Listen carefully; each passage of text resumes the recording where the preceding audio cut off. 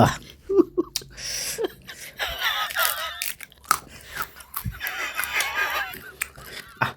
কি মজাদার খাবার।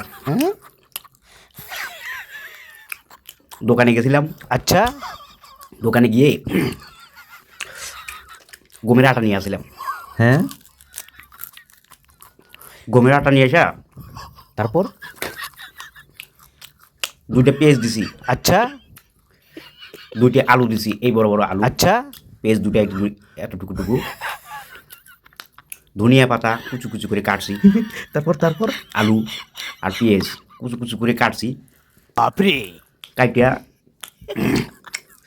তারপরে লবণ দিছি, হলুদ দিছি, আচ্ছা, সজের গুঁড়া দিছি, তারপর? দিয়া মাখাইছি, এই গমের আটা দিয়ে মাখাইছি। আচ্ছা, মাখানোর পরে এরকম হাতের পাত থেকে এরকম নাড়তে পিঠে আকার বানাচ্ছি, গোল আকার বাপরে! বানায়া এই চাপড়ি বানা ফেলেছি। খুব সুস্বাদু খাবার। বাপরে! খুব মজা লাগতেছে। তাই নাকি? আপনারা বিশ্বাস করবেন না তো যদি খাই। বাপরে! আমি যেরকম করে বললাম আচ্ছা, সেরকম করে বানিয়ে খাবেন। মজাটা বুঝবেন।